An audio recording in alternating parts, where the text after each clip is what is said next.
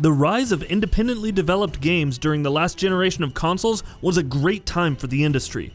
Games could be made without the backing of huge companies, and creative, smaller-scale games could come into fruition. At the forefront of this movement was a little title called Trials HD. Developed by Redlinks, this title helped forward the indie game scene, and now, 10 years later, we have the 4th console entry in the series.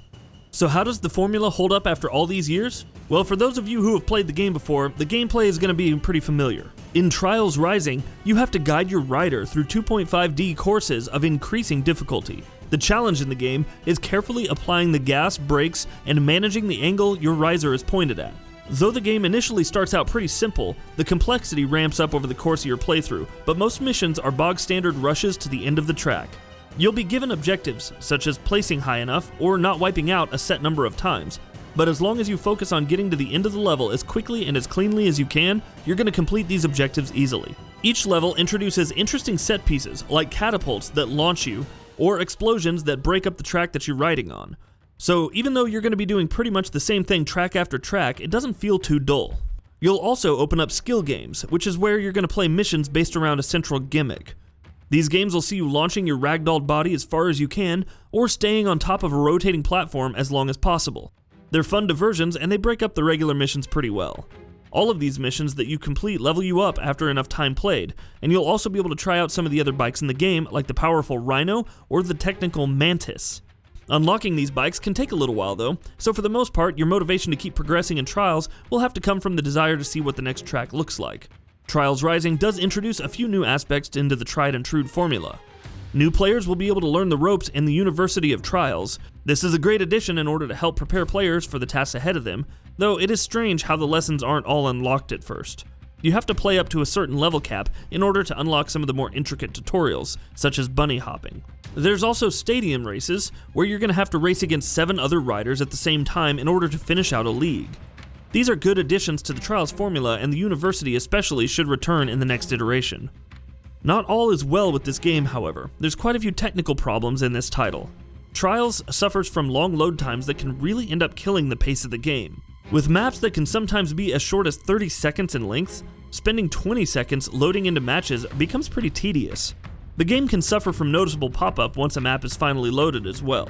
There are also other issues like loading screens not disappearing when the gameplay begins, or with the multiplayer camera getting fixated staring at nothing while your rider zips on by. Most of these are issues that can be fixed over time with patches, but the loading times, by far the worst issue of the racing game, may just be here to stay. Trials wouldn't be the force it is today without the track editor. You can create your own runs through set locales and share them online. The editor is in-depth and comes with so many options that it's pretty imposing for newcomers. Although there is no in-game tutorial for coming to terms with the monstrous UI, you'll be able to view video tutorials on Redlinks' YouTube account.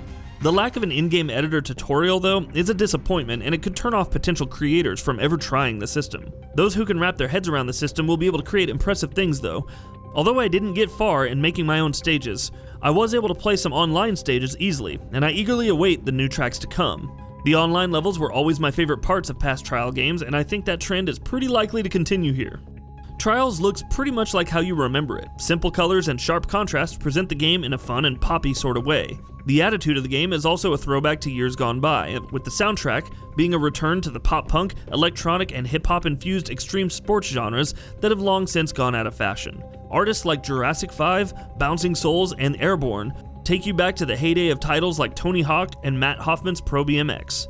Whatever the case, the presentation of Trials Rising is on point as long as you're in the mood for it.